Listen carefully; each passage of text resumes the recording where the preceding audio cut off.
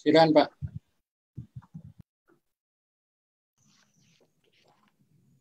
Terima kasih. Assalamualaikum warahmatullahi wabarakatuh. Selamat datang para Sobat RM di acara RM Insight Rakyat Merdeka. Hadir bersama kita siang ini Bapak Kepala Badan Koordinasi Penanaman Modal Pak Bahlil Lahadalia. Selamat datang Pak Bahlil. Siapa Gigi? Apa kabar? Selamat datang Pak Bahlil. Ya Bang Kiki. Suara saya jelas? Jelas Pak Bahlil. Selamat datang bersama kita di sini para wartawan senior Rakyat Merdeka yang sudah siap akan bertanya dan berdiskusi dengan Pak Bahlil. Acara ini live di seluruh jejaring media sosial Rakyat Merdeka. Di sini juga bergabung tim dari BBS TV, TV berjaringan nasional yang sudah mengudara di 100 kota. Jadi kita lihat bahwa kondisi pandemi ini tidak menyurutkan kita untuk bekerja, dan kami lihat Pak Bahlil juga terus bersemangat untuk bekerja. Bagaimana ini caranya merayu investor? Kita pengen tahu apa yang Pak Bahlil telah lakukan. Dan kami yakin Pak Bahlil dalam semangat yang tinggi, konsisten untuk menarik sebanyak-banyaknya investor ke negara kita. Pak Bahlil, acara ini terselenggara berkat dukungan mitra kerja Rakyat Merdeka, yaitu Bank BNI, Bank BRI, Bank Mandiri, dan PT Pertamina Persero. Kami ingin mendapat gambaran perkembangan terakhir Pak Bahlil di bidang investasi selama masa pandemi ini. Apakah bagaimana nih menghadapi kondisi yang sulit seperti ini? Dan kami berdoa Pak Bahlil selalu diberikan kelancaran dalam menjalankan tugas sehari-hari. Silakan Pak Bahlil. Baik, terima kasih Bang Kiki. Assalamualaikum warahmatullahi wabarakatuh. Shalom, salam sejahtera untuk kita semua. Yang saya hormati Bang Kiki dan seluruh wartawan senior, setengah senior, junior, dan paling junior di Rakyat Merdeka. Pejabat negara ini paling takut ketika diundang oleh Rakyat Merdeka. Kalau mereka tidak datang, maka kemerdekaannya sebagiannya akan dicabut. Jadi begitu Bang Kiki mengatakan bahwa Rakyat Merdeka panggil, agenda lain kita tinggalin Bang, langsung kita hadir. Yang pertama saya ucapkan banyak terima kasih atas undangan untuk kita sharing terkait dengan investasi. Namun sebelumnya izinkan saya Bang Kiki untuk menyampaikan, mengoreksi tema sedikit. Temanya ini kan merayu investor datang kembali. Nah, saya melihatnya, jangan dulu dong. Ini. Halo Bang Kiki. Ya. Bang Kiki, suara saya jelas? Agak kurang jelas. Jelas ya. Saya mengoreksi dulu sedikit. Saya mengoreksi sedikit dulu tentang tema. Tema yang dikasih ke kami itu kan merayu investor datang kembali. Saya mengoreksinya bukan datang kembali karena tidak ada investor yang pergi, tidak ada. Jadi merayu investor tetap penting, tapi tidak perlu ada kata datang kembali karena kalau kembali kan ada yang pergi. Ini nggak ada yang pergi Bang Kiki. Sekalipun ini seperti kita koreksi. Ini seperti analogi begini.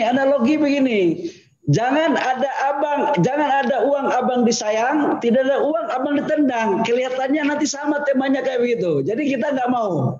Kita Indonesia betul-betul membangun komunikasi yang sangat maksimal intens dengan para investor.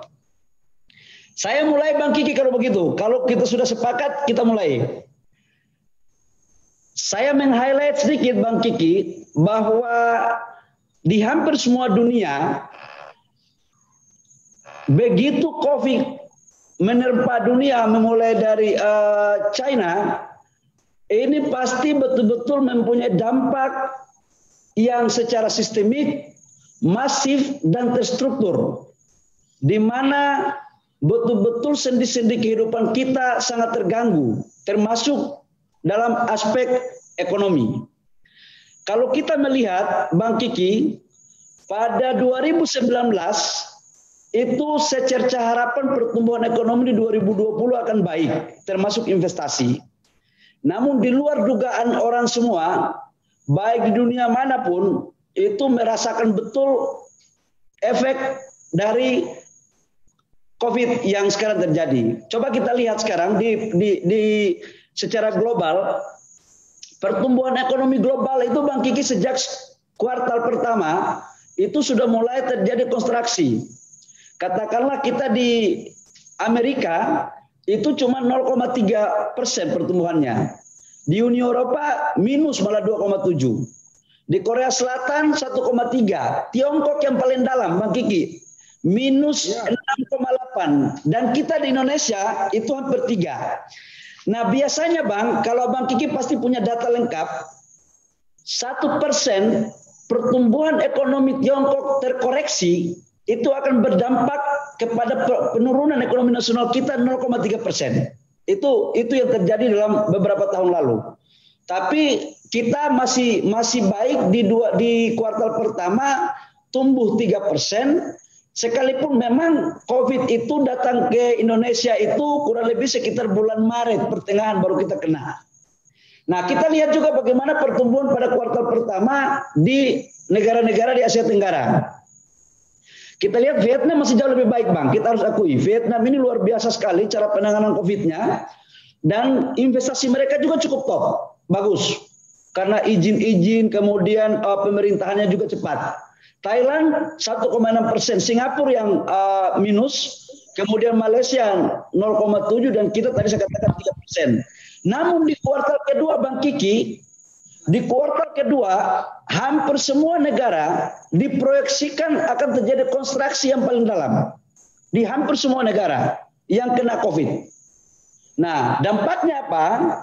Pasti kita akan mengalami penurunan juga realisasi investasi pada kuartal kedua. Sebelum saya bahas tentang bagaimana realisasi investasi pada kuartal kedua, izinkan saya untuk meng-highlight beberapa data terkait dengan persoalan di BKPM ketika kami masuk di BKPM. Lanjut slide nomor 5. Lanjut slide nomor 5. Bang Kiki dulu waktu saya masuk di BKPM, itu realisasi investasi pada bulan Oktober triwulan ketiga itu 1,3 triliun.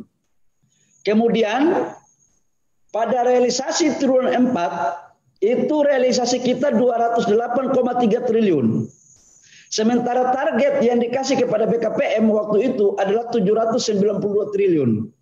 Realisasi akumulasi dari triwulan pertama sampai dengan triwulan terakhir 4 di 2019 itu kurang lebih sekitar 809,6 triliun atau tumbuh di atas 100%, tepatnya 102,2%. Ini saya meng-highlight aja Bang ketika kami masuk di BKPM. Kemudian realisasi pada kuartal pertama, realisasi investasi kita pada kuartal pertama itu 210,7 triliun. Dari target realisasi investasi 2020 kurang lebih sekitar 886,1 triliun. Nah, yang menarik adalah kalau dulunya investasi kita ini kan investasi kita itu agak sedikit terjadi ketimpangan antara Jawa luar Jawa. Nah, di bawah kepemimpinan kami BKPM mendorong untuk terjadi tumbuhnya investasi yang berkualitas. Salah satu indikatornya adalah PMA dan PMDN. Nah, kita lihat PMDN di 2020 kuartal pertama lebih tinggi, kurang lebih sekitar 53,5% atau 112,7 triliun dibandingkan dengan PMA 98 triliun atau tepatnya 46,5. Sudah barang tentu pasti teman-teman wartawan nanya, kenapa sampai kemudian PMA lebih rendah daripada PMDN? Apakah ini sebuah tanda bahwa FDI kita atau investor asing tidak lagi mempercayai Indonesia? Kan selalu ada yang bertanya seperti itu. Saya ingin mengatakan bahwa realisasi investasi untuk FDI kita di hampir semua dunia itu dalam beberapa lembaga mengatakan bahwa akan terkoreksi defisit kurang lebih sekitar 40%, 30 sampai 40%. Jadi kita sebenarnya penurunan PMA kita itu masih jauh lebih baik ketimbang proyeksi beberapa lembaga-lembaga dunia. Dan sepanjang kuartal pertama tersebut juga kita mampu menciptakan lapangan pekerjaan dari realisasi investasi 210 triliun tersebut kurang lebih sekitar 303.085 tenaga kerja. Yang kedua, Bang Kiki, Jawa luar Jawa, kita lihat berdasarkan hasil realisasi pada kuartal pertama, Jawa itu 51,4%. Luar Jawa itu kurang lebih sekitar 48,6%. 6 tahun terakhir baru kali ini sebaran investasi yang hampir berimbang antara Jawa dan luar Jawa. Ini adalah sebuah potret secara data, secara fair, secara objektif bahwa tidak bisa dipungkiri investasi yang berkeadilan pada wilayah-wilayah tersebut lebih didorong, ditopang, diawali dengan infrastruktur yang baik. Jadi Pak Jokowi dan Pak JK 5 tahun kemarin membangun infrastruktur, ini sekarang mulai kita rasakan nih di daerah-daerah. Jadi pertumbuhannya udah mulai merata nih Bang.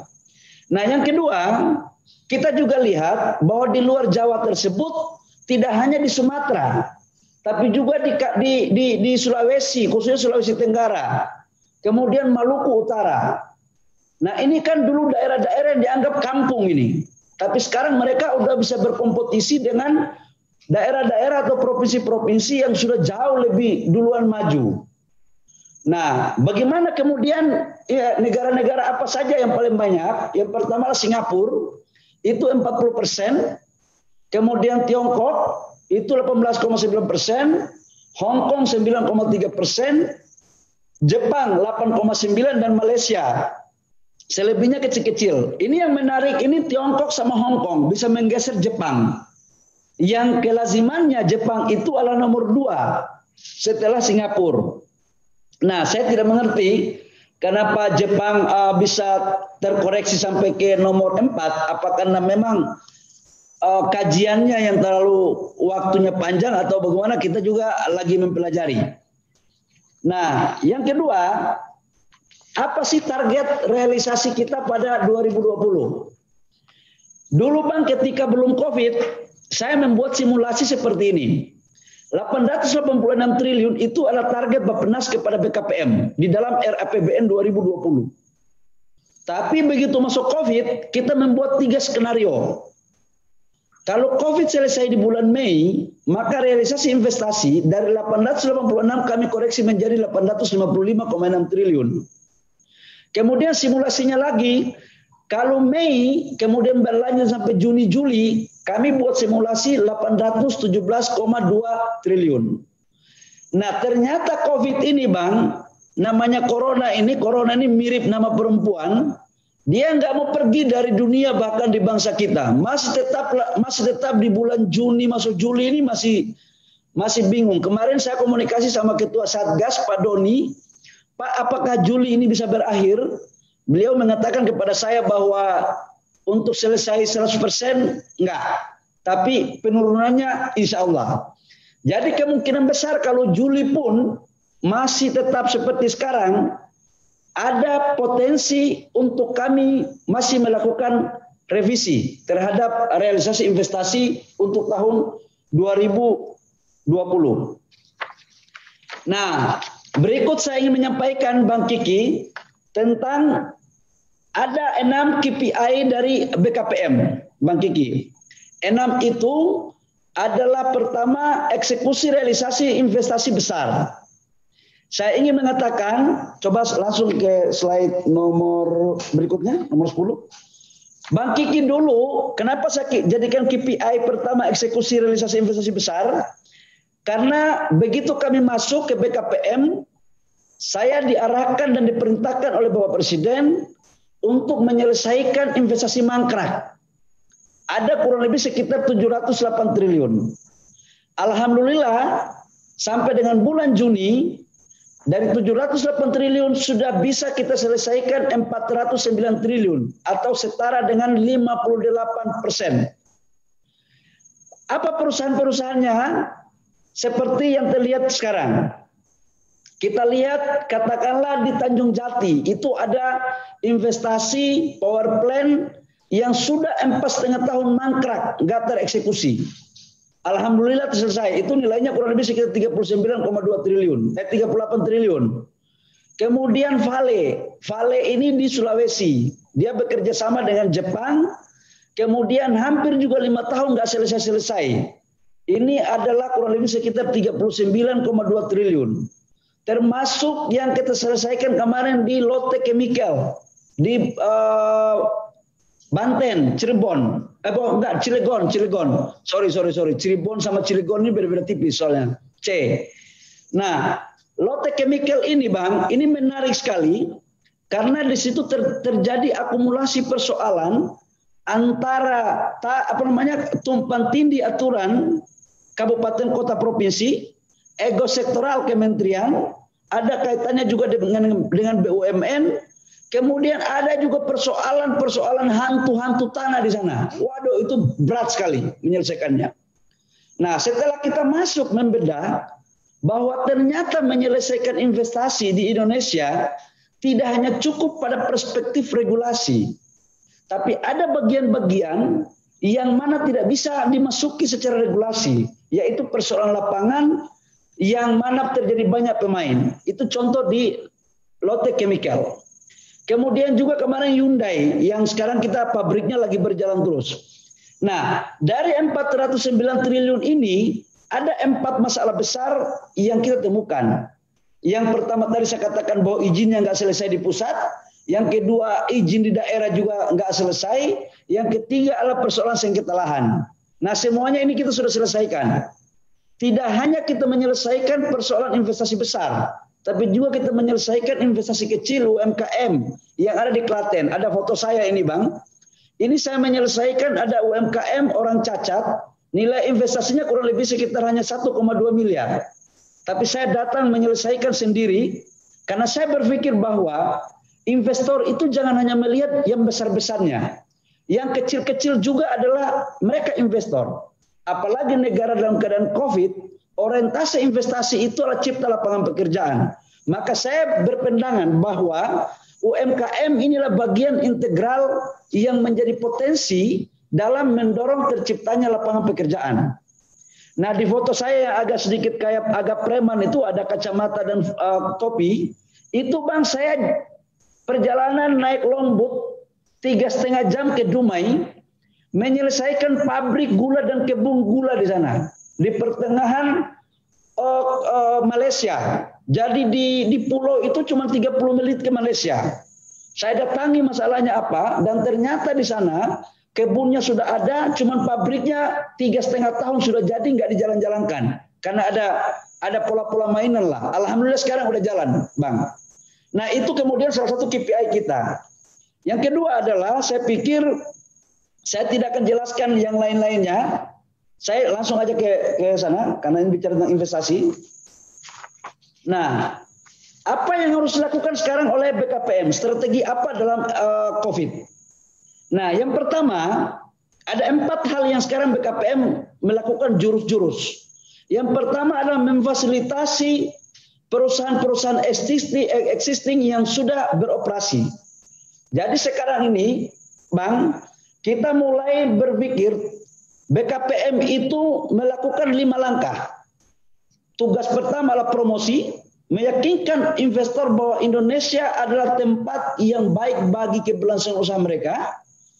Yang kedua adalah BKPM mengawal mereka untuk sampai dengan perizinan. Yang ketiga adalah BKPM mengawal mereka sampai dengan financial closing. Yang keempat, BKPM harus hadir sampai dengan groundbreaking, sampai dengan konstruksi. Setelah itu jangan dibiarkan, harus BKPM pastikan sampai dengan investasi mereka berproduksi. Karena negara akan mendapat multiplier efek dari sebuah investasi ketika mereka punya industri atau mereka punya investasi sudah mendapatkan hasil. Yang kedua adalah memfasilitasi potensi perusahaan existing yang belum tereksekusi. Ini yang tadi kita investasi-investasi yang tadi sampaikan itu Bang. Kita kawal mereka. Yang berikut adalah kita promosi untuk mendatangkan investasi baru. Saya akan menjelaskan bahwa beberapa langkah-langkah BKPM untuk merayu, ini kata merayu, investor asing yang hengkang dari relokasi dari China ke Indonesia. Sudah ada beberapa yang udah insya Allah hampir pasti. Yang keempat, pandangan BKPM adalah kita jangan hanya merayu yang dari luar datang. Kita juga jangan hanya menyelesaikan yang sudah ada dalam negeri tapi belum tereksekusi.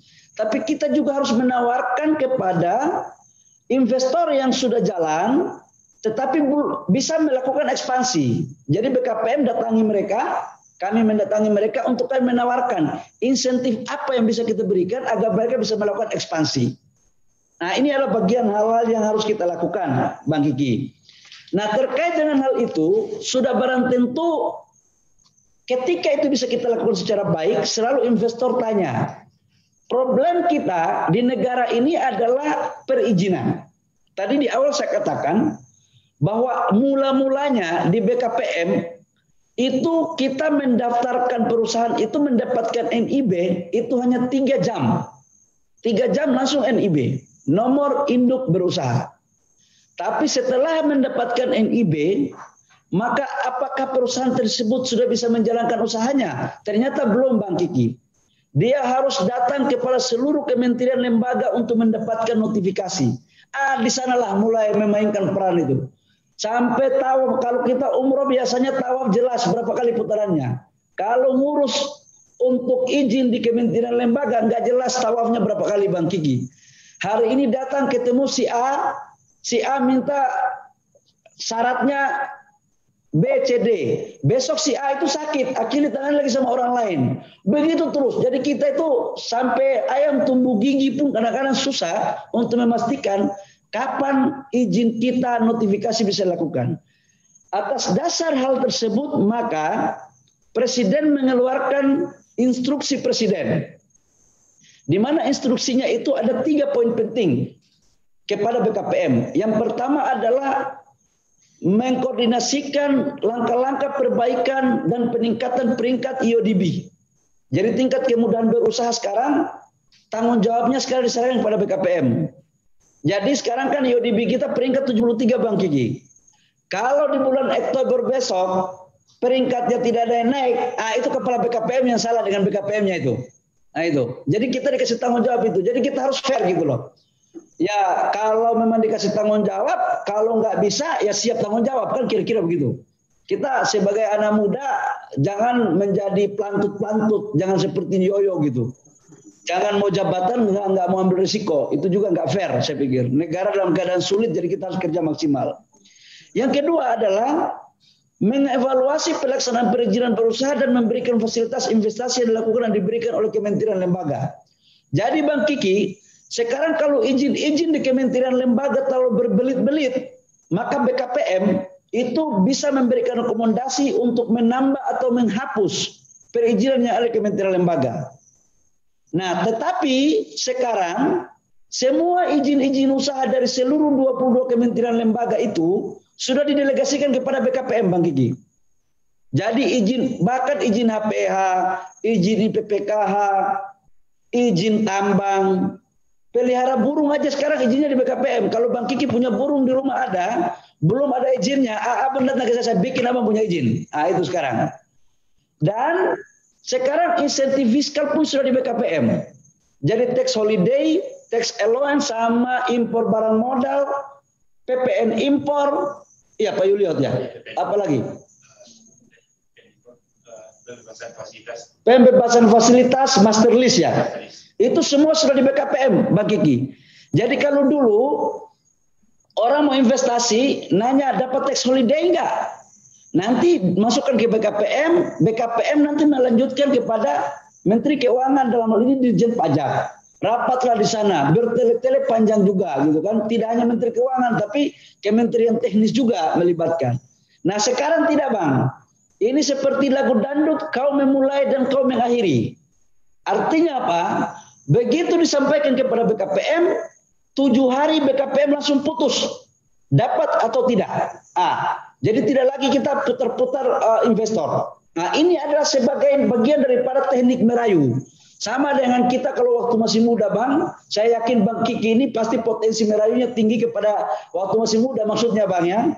Jadi kalau cewek mau minta apa aja kita kasih dulu Bang, yang penting mau dulu, habis itu baru kita olah lagi kira-kira begitu. Nah ini kira-kira model cara-cara langkah-langkah taktis yang dilakukan oleh BKPM. Bahkan sekarang saya membuat begini, silakan investor membawa duitnya sampai di Indonesia, mau bisnis apa, mau di lokasi mana, BKPM yang mengurus semua izinnya Bang. Jadi supaya mereka tidak ketemu sama hantu-hantu berdasi lagi. Ini kan banyak tukang palak ini, kita akui aja lah. Ini pengalaman aku, tukang palak banyak kali itu.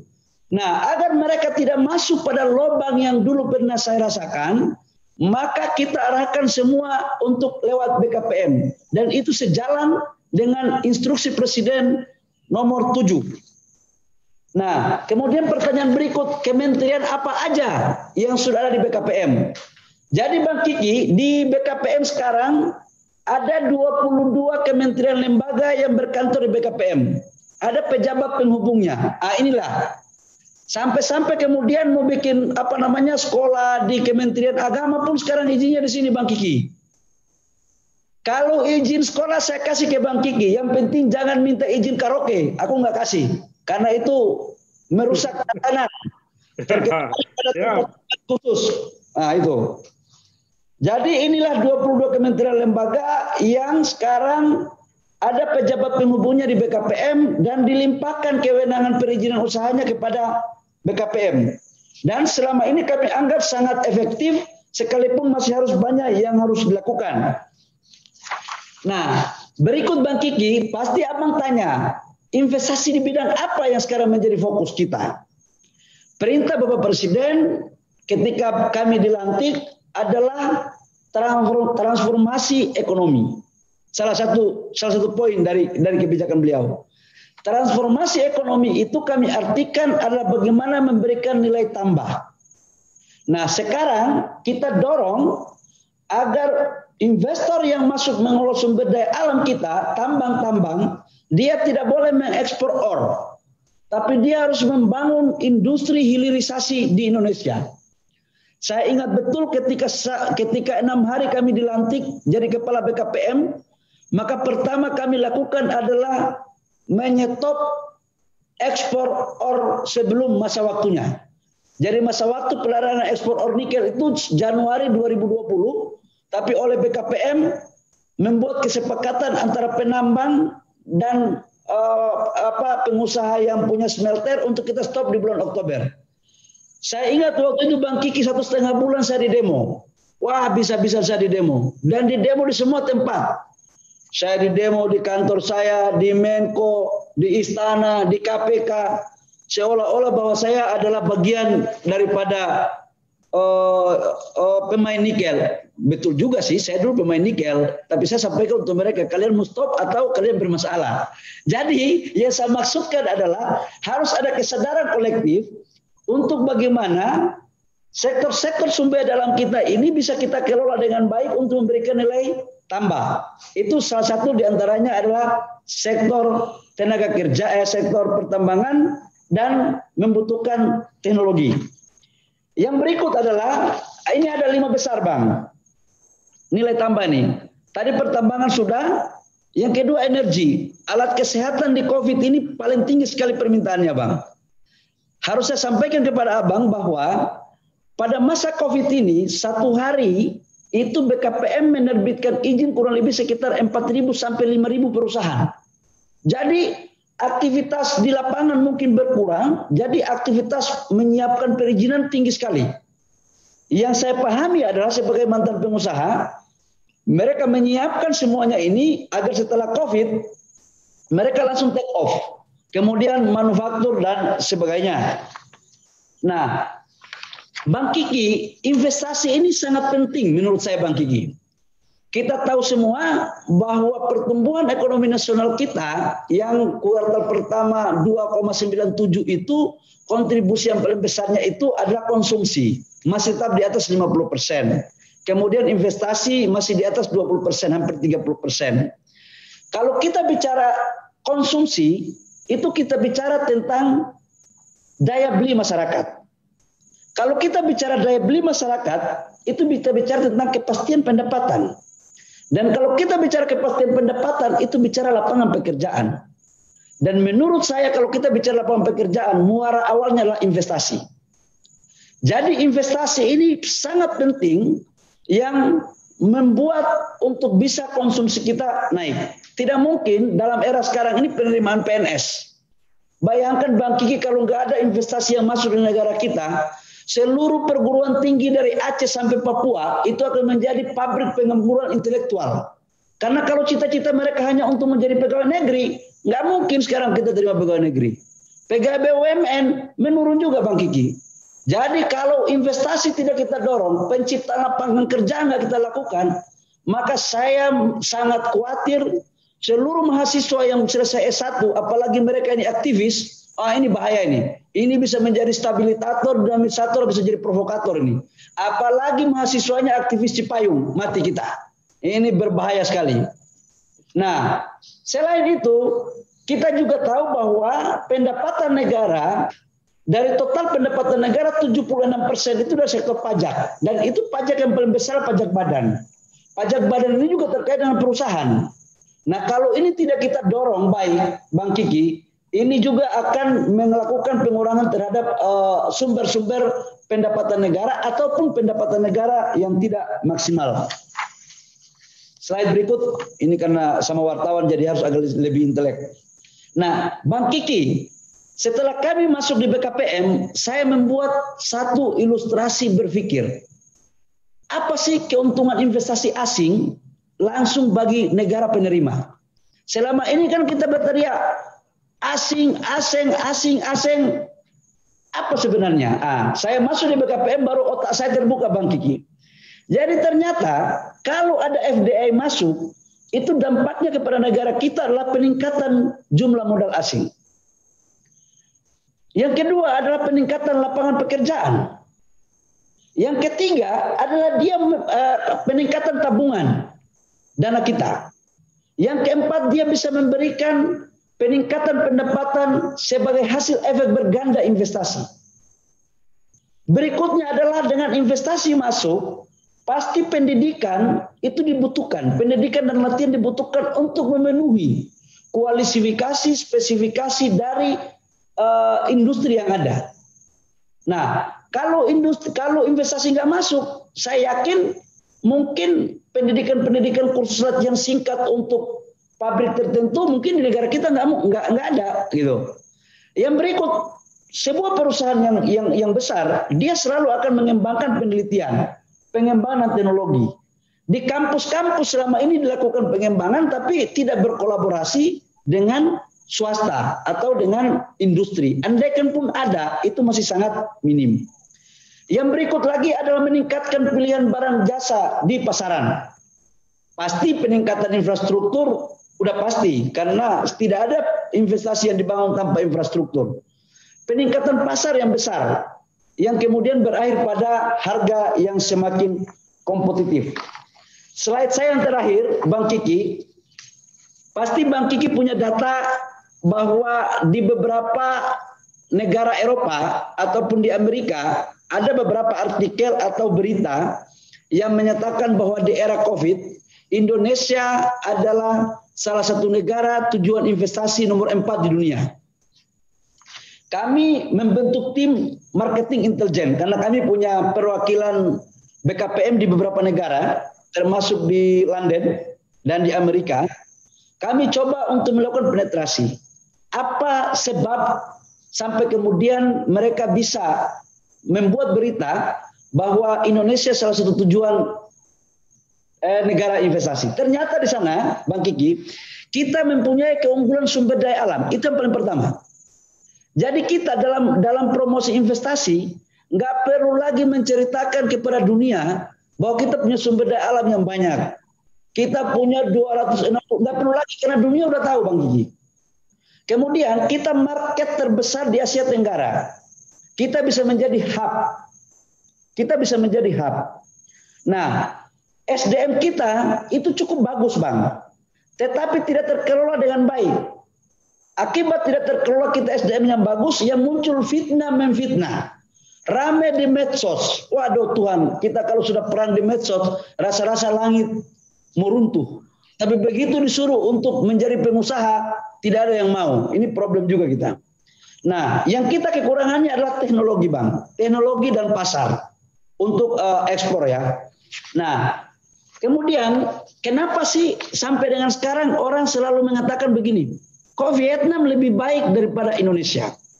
Nah, dalam kajian kami di BKPM, saya membuat, karena terbiasa waktu dulu saya di HIPMI dengan waktu jadi pengusaha itu, selalu membandingkan antara kita dan kompetitor. Kemudian kita cari solusinya. Ternyata Bang Kiki, harga tanah di Indonesia dengan di Vietnam, kita itu 3 juta lebih per meter. Jadi tanah-tanah kita di kawasan industri itu rata-rata itu 3 juta lebih per meter. Rata-rata ya. Ada yang 2 juta, ada yang 1.500.000, ada yang 4 juta. Jadi ini kita itu rata-rata. Bahkan dalam pandangan saya, ini kawasan industri ini tidak lagi berpikir tentang bagaimana menarik investor untuk membangun industri. Tapi ada beberapa oknum atau beberapa data yang saya melihat kawasan industri ini jangan sampai dia berubah menjadi industri tanah. Akhirnya harganya mahal. Di Vietnam cuma 1 juta lebih. Bahkan ada yang gratis tanahnya. Kemudian upah, Bang. Upah kita tinggi loh, Bang. 3.930.000. Di Vietnam 2.600.000. Kita beda sedikit dengan Malaysia. Tetapi tingkat kenaikan upah per tahun karena undang-undang kita 8,7%. Ini yang momok bagi investor. Selalu mereka nanyakan ini bagi saya. Pusing juga saya jawabnya. Jadi mungkin pada saat undang-undang ini disahkan, nggak sholat dulu kali. Atau yang mengesahkan ini nggak mendengar dulu apa masukan dari pengusaha. Saya juga nggak ngerti nih asal musababnya ini. Saya pikir kalau tarif air kita lebih kompetitif, tarif gas juga kita udah lebih kompetitif. Karena sekarang kita sudah $6 per MMTU. Nah, saya pikir itu beberapa hal, Bang Kiki, yang perlu saya sampaikan dalam kesempatan yang berbahagia ini. Saya persilahkan, katakanlah tadi saya katakan menyangkut tanah itu, sekarang kalau mahal maka negara harus mencari alternatif agar investor yang datang, tanahnya negara udah siapin. Kemarin saya ke Batang sama ke Brebes atas perintah Bapak Presiden, untuk mengkaji dan menyiapkan tanah di sana agar investor datang untuk mendapatkan tanah itu bila perlu gratis. Nah, tinggal sewanya aja. Ya insya Allah doain 1 minggu ini kami selesaikan dan kami rampungkan agar lebih menarik lagi untuk merayu investor. Sebelum saya tutup, Bang Kiki, tidak ada investor yang lari dari Indonesia yang dicatat oleh BKPM. Yang ada hanyalah menunda sedikit jadwal mereka dalam merealisasikan investasinya. Groundbreaking ditunda dikit karena COVID. Karena saya pun tidak berani memaksakan mereka, karena begitu dipaksa ada COVID masalah baru. Itulah beberapa hal penting yang perlu kami sampaikan, karena ini di depan wartawan senior yang kritis, saya sangat tahu bahwa bapak-bapak pasti lebih tahu daripada saya. Terima kasih. Kalau lebih mohon maaf. Terima kasih Pak Bahlil. Terima kasih Pak Bahlil. Terima kasih. Paparannya mantap, konkret. Terutama tadi bahwa Pak Bahlil sejak menjabat terus berusaha mengusir hantu berdasi yang suka mengganggu investor. Kedua, tukang palak. Tukang palak semua sudah disuruh pergi dari kantor-kantor yang biasa memalak calon investor. Ini besok jadi berita utama Red Merdeka, Pak. Pak Bahlil. Siap. Luar biasa nih. Kerja mengusir hantu berdasi ini nggak gampang. Mereka ini 20-an tahun main jadi maklar, jadi calo izin, calo tanah. Nah ini luar biasa Pak Bahlil akan mengusir mereka dari kegiatan yang biasa mengganggu hal-hal ini. Mereka suka mengganggu calon investor ini. Kalau orang mau investasi dicegat dulu sama mereka ini, dilama-lamain. Dan sekarang dengan datangnya Pak Bahlil, mereka lari semua. Kami mengapresiasi kerja keras Pak Bahlil nih. Para wartawan senior sudah menunggu nih, mau bertanya ke Pak Bahlil. Yang pertama, Mbak Kartika Sari, Wakil Pemimpin Redaksi Rakyat Merdeka. Silakan, Mbak Tika. Terima kasih Pak Kiki. Pak Bahlil, apa kabar, Bang? Halo. Terima kasih banyak. Ini webinar pertama, Pak, yang seru banget, lucu, kocak, mirip stand up comedy kalau menurut Bu Ratna. Kami semua tertawa, Pak. Udah siang soalnya ngantuk. Kita nggak ada ngantuk, Pak. Saya mau ngucapin selamat ya dari paparan tadi, Bapak panjang, lama, tapi karena lucu dan bagus, jadi kita nggak bosan Pak dengerinnya. Dan saya juga baru tahu kalau BKPM ini di bawah Bapak sampai mengurusi izin kepemilikan burung gitu Pak. Baru tahu ini. Punya burung. Pak, iya. Pak, boleh diceritain nggak suka dukanya Bapak bagaimana itu mengusir, kisah mengusir hantu berdasi, tukang palak, calo tanah, apakah Bapak pernah diancam gitu Pak sama mereka? Karena terutama calo tanah tuh pasti kan ada premannya Pak ya kan? Itu pertama Pak. Terus kedua, dalam webinar kami kemarin dengan Menteri Perindustrian, beliau bilang ada 150 investor yang akan relokasi dari Cina. Nah, itu investor dari Amerika dan Jepang, Pak. Jadi banyak. Nah, apa jurus maut rayuan Bapak nih sebagai Kepala BKPM supaya mereka merelokasikan investasinya ke Indonesia saja, Pak? Bukan di China lagi nih pasca COVID, Pak. Itu yang pertama. Terus kedua, soal perizinan nih, Pak. Sampai sekarang saya kan kadang suka sebagai wartawan kita ketemu orang asing ya Pak, investor, entah diplomat, entah pejabat. Itu keluhan perizinan itu masih Pak. Menurut mereka kenapa Vietnam dan sekarang Myanmar justru lebih seksi selain masalah pertanahan dan upah buruh, perizinan Pak. Menurut mereka masih cuman slogan aja dipermudah gitu. Nah, saya sekaligus ingin menanyakan apa kabar sistem layanan perizinan satu atap ini yang di bawah BKPM, Pak? Terima kasih, itu dulu Pak Bahlil. Tetap semangat dan semoga sukses.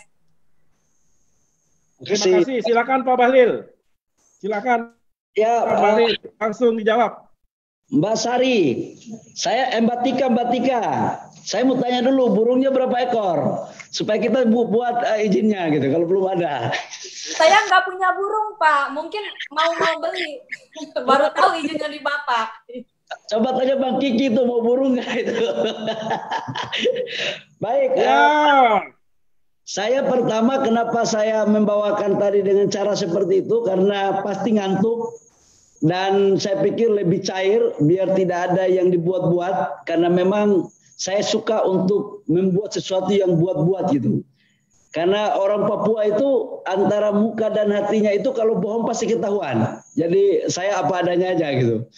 Kalau orang Timur itu ketahuan tuh antara hatinya kalau lain dan mukanya lain itu ketahuan. Pasti harus sejalan tuh. Kalau ditanya tentang suka duka ya, Mbak, saya itu kan nggak pernah bermimpi untuk harus duduk di pemerintah. Nggak pernah saya. Saya sejak kuliah, sejak jadi aktivis, itu paling nggak suka lihat orang pakai baju korpri dan anti kemapanan gitu kan. Jadi saya di luar ekspektasi untuk harus hidup sebagai pengabdi negara menjadi di kabinet. Dan mungkin karena saya dulu pelaku, pernah menjadi pemain juga. Saya pernah mengerjakan sesuatu dari yang ada izin sampai tidak ada izin. Saya harus jujur aja katakan gitu. Tapi itu kan masa lalu saya. Saya yang bisa menyelesaikan masalah hantu ini hanya orang yang pernah menjadi hantu atau belajar hantu. Karena mereka ini seperti angin, dapat dirasakan, nggak bisa dipegang. Dan sangat licin. Sangat licin. Nggak ada teori baku untuk bisa menghadapi mereka. Kalau ada, berarti Bapak pernah jadi hantu ya, Pak? Kira-kira begitulah, bukan aku yang bilang, kamu yang bilang, Tika. Tika, sekali lagi yang mengatakan saya hantu bukan saya tapi Tika. Tapi saya nggak apa-apa deh, nggak akan saya marah kalau Tika yang ngomong. Jadi harus jujur kita akui bahwa piawai, Tika. Menyelesaikan persoalan ini nggak gampang. Saya ketika menyelesaikan ini pernah di demo 1,5 bulan. Berhari-hari, berturut-turut saya di demo. Sampai pernah meminta untuk saya dicopot. Ya nggak apa-apa lah aku bilang. Kalau kita kan pejabat negara itu kan mau menyelesaikan masalah negara. Kalau kita hadir untuk menjadi beban negara, ya jangan dong. Masih banyak putra-putri negara ini yang punya kemampuan untuk bisa memberikan yang terbaik. Jadi itu satu. Yang kedua, apakah nggak takut? Waduh, saya dari kecil udah di terminal, Tika. Saya kan kondektur angkot sejak umur 11 tahun, aku hidupnya udah di terminal sama preman. Jadi nggak ada lagi takut. Masa preman mau ditakut-takuti, lucu juga gitu kan? Gitu. Ya ibarat pemain bola, masa sesama pemain saling mendahului gitu loh. Jadi saya nggak ada takutnya kalau saya urusan-urusan begitu. Udah selesai itu hidup kayak gitu. Bahkan kalau bisa jangan gertak, langsung lakukan aja supaya sama-sama gitu. Jadi insya Allah saya akan istiqomah untuk urusan itu. Niat saya cuma satu adalah bagaimana kita memperbaiki negara. Jadi insya Allah Mbak. Jadi tapi apakah banyak tantangan? Oh banyak. Sakit enggak? Cukuplah saya merasakan. Kamu jangan. Karena kamu akan sanggup untuk mendengarnya gitu. Jadi cukup saya aja.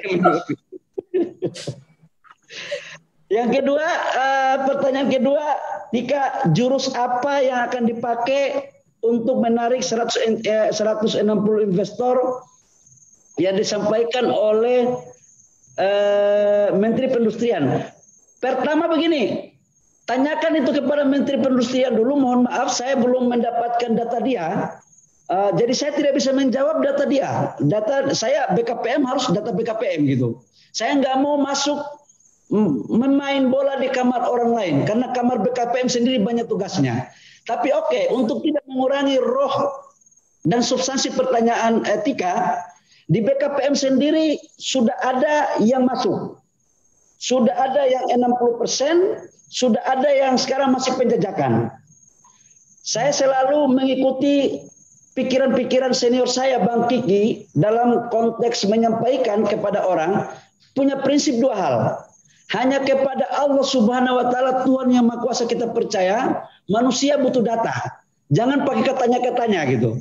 Nah, data saya akan saya berikan ketika akan di-announce oleh Bapak Presiden. Karena saya adalah pembantu Presiden dan apa yang saya kerjakan pasti saya akan laporkan kepada Presiden.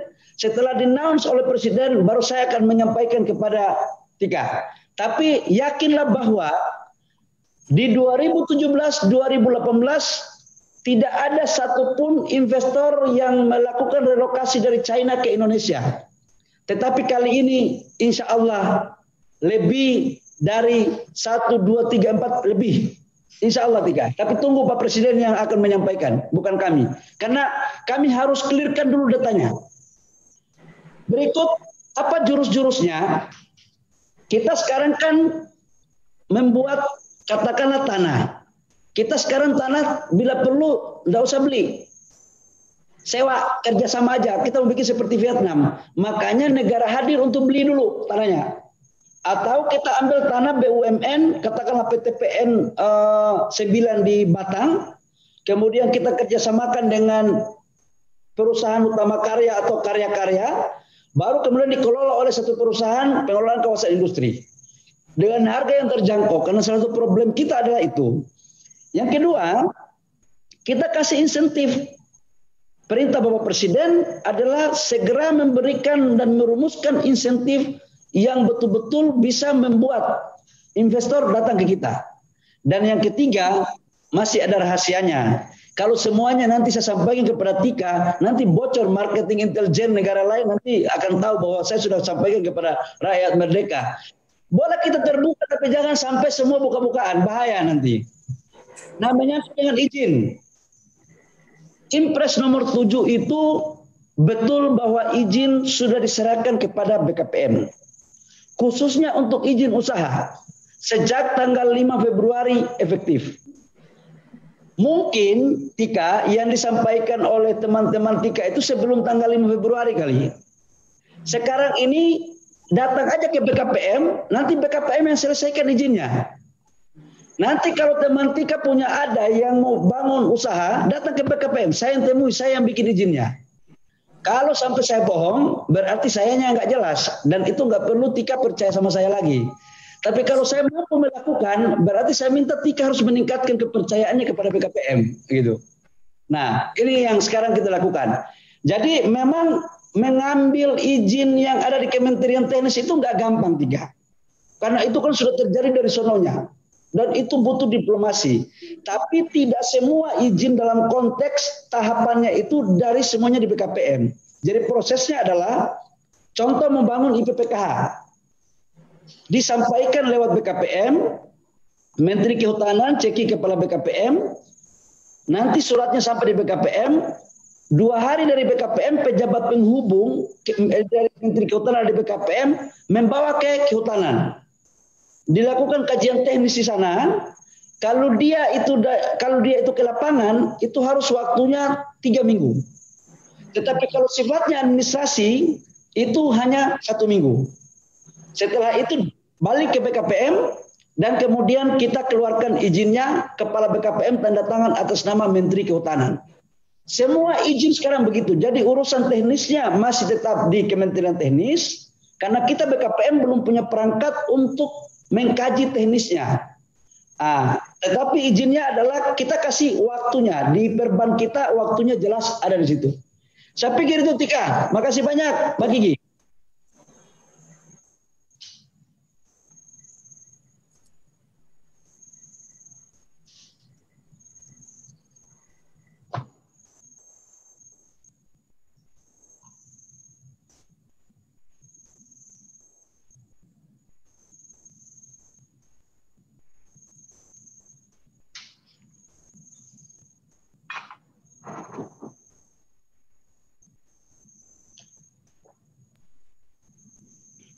Silakan.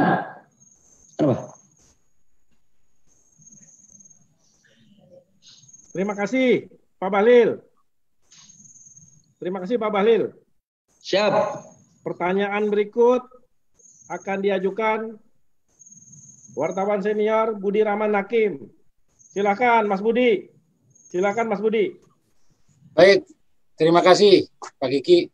Pak Bahlil apa kabar? Semoga sehat selalu ya. Saya ingin elaborasi sedikit tentang bisnis intelijen.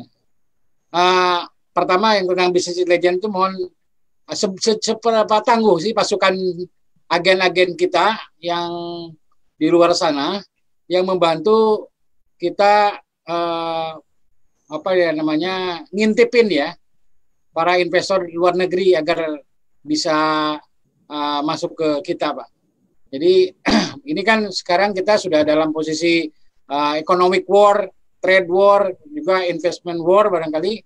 Nah barangkali dalam hal ini yang memang harus punya kejelian dan pasukan yang tak terelakkan harus kuat bagi sebuah negara adalah agen intelijen kita, Pak. Gitu ya. Itu yang pertama, Pak. Yang kedua saya pengen nanyain tentang ini, Pak, nasib kawasan ekonomi khusus kita, Pak. Itu sejauh mana Pak sekarang progres investasinya Pak?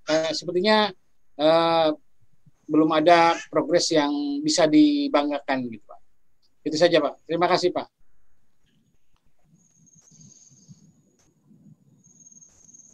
Silakan Pak Bahlil. Baik, makasih Bang Budi. Tadi sedikit dielaborasi lagi atau lebih didalami tentang market intelligence. Jadi marketing intelligence kita gini Bang Budi, ini saya membuat satu tim di luar kelaziman ASN sebenarnya. Jadi ada di kantor perwakilan kita luar negeri itu kan ada 9 negara.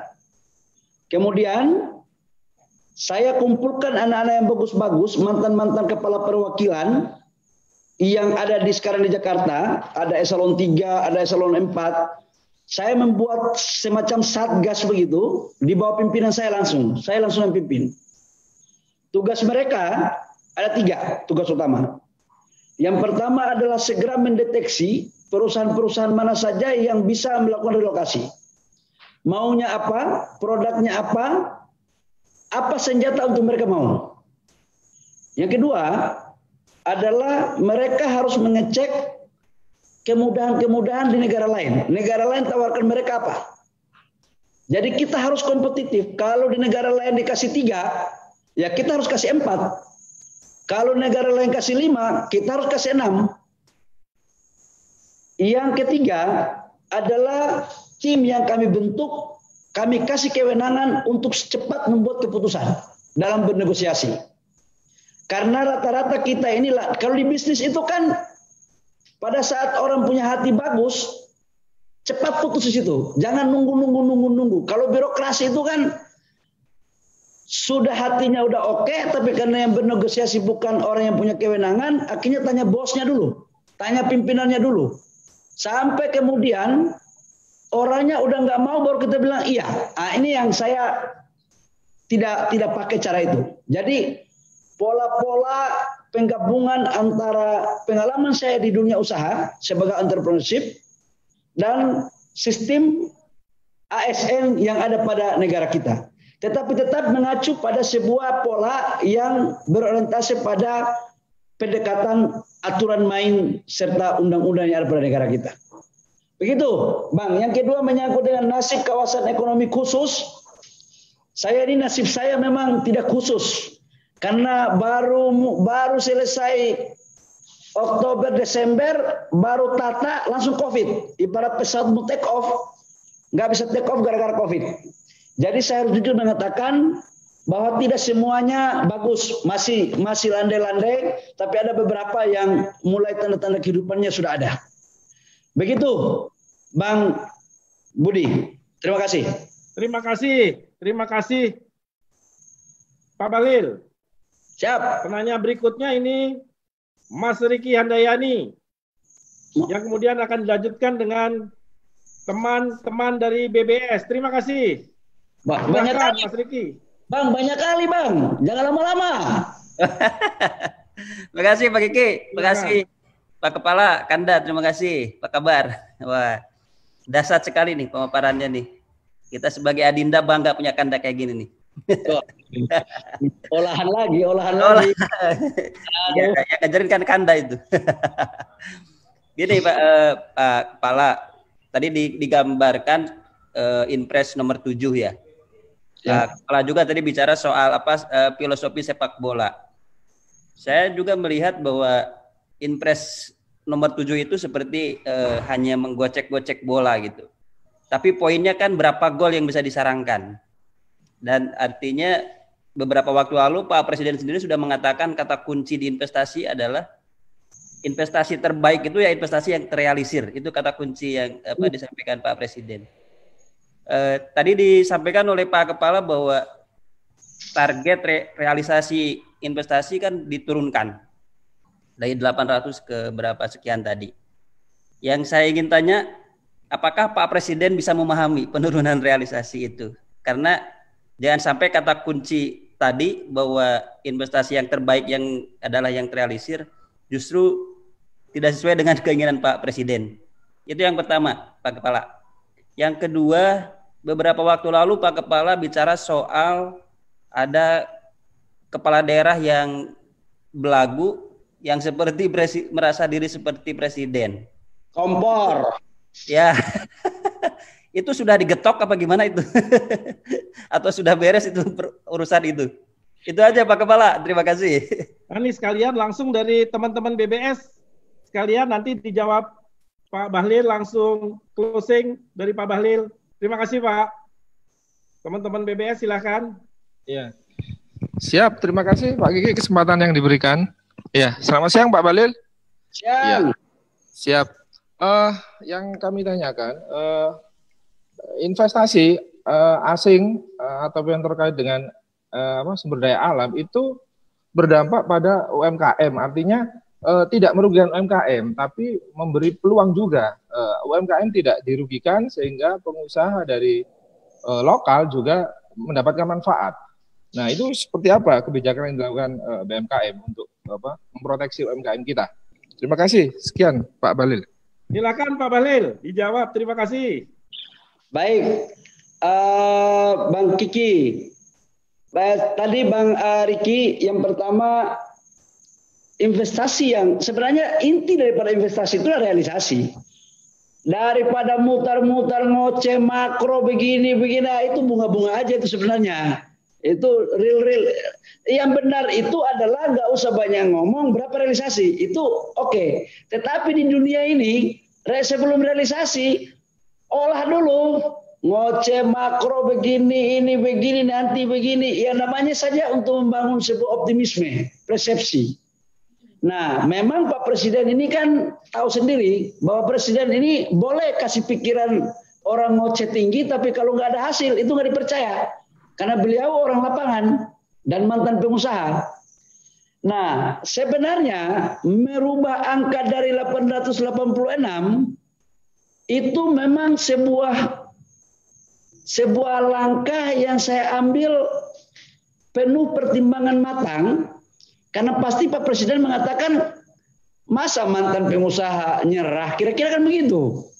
Nah, tapi di saat aspek yang lain, kalau saya nggak nyerah, nanti optimis yang tidak berdasar juga, nanti orang bilang saya orang gila gitu kan. Nah, jadi mungkin saya jelaskan kepada Bapak, Pak, ini COVID. FDI dunia itu turun 40%. Yang kedua, negara kita untuk PMDN-nya itu juga karena nggak bisa melakukan aktivitas di lapangan, pasti perlambatan akan terjadi.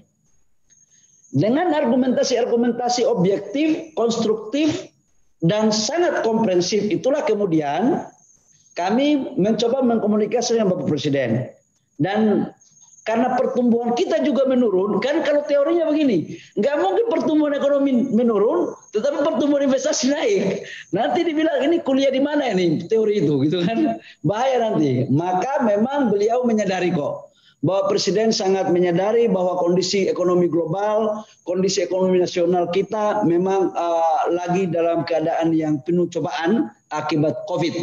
Jadi relatif insya Allah bahwa Presiden dapat memahami alasan-alasan yang kami buat. Yang kedua menyangkut dengan gubernur kepala daerah rasa Presiden. Memang dulu bulan Februari aku pernah ngomong itu. Kenapa lagi kau ungkit, barang sudah berlalu Ki. Tapi oke lah, karena kau sudah bilang jadi. Itu insya Allah sudah mendekati kesempurnaan. Yang bersangkutan insya Allah sudah mulai ada perubahan tanda-tanda zaman untuk lebih memahami bahwa kewenangannya cuma kepala daerah, jangan merasa seperti Presiden. Insya Allah sudah mulai baik. Ya ini ibarat orang hidup itu kan ada masa lalu. Mungkin masa lalu baru mencoba-coba, ya kalau usianya udah naik kan udah sadar juga dia. Mungkin begitulah kira-kira. Insya Allah aman lah karena kita komunikasi udah mulai membaik. Berikut terkait dengan FDI di bidang tambang, kaitannya dengan UMKM. Oh ya, saya sampaikan Pak, siapa nama tadi? Pak Iwan. Iwan, siap, ya Pak. Pak Iwan, salah satu KPI kami di BKPM, perintah Bapak Presiden kepada BKPM adalah mengawinkan seluruh investor, baik asing maupun dalam negeri, dengan pengusaha-pengusaha nasional yang ada di daerah dan UMKM. Itu perintah. Tujuannya adalah satu. Tujuannya kita harus mampu menciptakan pengusaha-pengusaha baru yang ada di daerah. Yang kedua adalah Tujuannya bagaimana investasi masuk ke daerah, tapi anak-anak daerah juga ikut mendapat manfaat dari investasi tersebut. Oleh karena itu BKPM merumuskan langkah-langkah taktis dengan cara setiap orang yang datang minta izin di BKPM, kalau dia pengusahanya tambang, saya tanyain sebelum saya teken izinnya. Saya panggil, saya tanyain apa yang bisa anak-anak daerah ikut mengambil bagian dalam ekosistemnya. Mungkin mereka suplai solar, mungkin mereka yang memperbaiki jalannya, mungkin cateringnya, ataupun transportasinya. Kita harus kasih kepada anak-anak daerah. Jangan lagi kasih kepada pengusaha yang ada di Jakarta. Jadi ini harus kita lakukan ini. Jangan orang daerah itu cuma dapat musibahnya saja. Kalau enggak kita melakukan ini sebagai kesadaran kolektif, terus mau tunggu siapa? Saya sebagai anak yang lahir besar dan berproses di daerah, merasa berkewajiban moral sekalipun saya tahu itu tantangannya berat. Tetapi selama saya menjadi kepala BKPM, akan saya jalankan secara murni dan konsekuen. Untuk setiap investasi yang masuk ke daerah, maka wajib dia harus berkolaborasi dengan UMKM di daerah, dengan pengusaha yang ada di daerah yang memenuhi syarat. Pengusaha yang punya integritas, pengusaha yang profesional, bukan pengusaha makelar. Kan ada juga pengusaha makelar. Nah, ini bahaya. Kita nggak boleh membina orang yang nggak bisa dibina. Kalau nggak bisa dibina, kita binasakan, gitu kan? Karena orang daerah itu ada juga yang bagus, ada juga yang Abu Nawas, gitu loh. Nah, yang Abu Nawas jangan kita pakai, yang bagus-bagus yang kita pakai, gitu. Nah, di BKPM saya juga umumkan tidak ada yang main-main aneh-aneh pakai izin minta-minta duit siapapun dia. Ini perlu sampaikan. Atas nama siapapun dia nggak boleh. Karena BKPM hadir untuk melayani para investor dengan moto mempercepat realisasi investasi, itu sama dengan mempercepat dan meningkatkan pendapatan negara. Nah, itu bos. Jadi terima kasih Pak Bahlil. Atas paparannya luar biasa. Kami semua benar-benar mendapat pencerahan yang sangat baik. Sekali lagi terima kasih Pak Bahlil. Siap, acara ini Pak Bahlil terselenggara dengan dukungan teman-teman di Mitra Kerja Rakyat Merdeka, yaitu Bank BNI, Bank BRI, Bank Mandiri, dan PT Pertamina Persero. Sekali lagi kami mengucapkan terima kasih. Sampai berjumpa kembali pada acara RM Insight berikutnya. Terima kasih. Terima kasih. Wassalamualaikum warahmatullahi wabarakatuh. Selamat sore. Waalaikumsalam. Tika, kamu nakal Tika, bahaya. Burung kamu belum saya kasih izin nanti.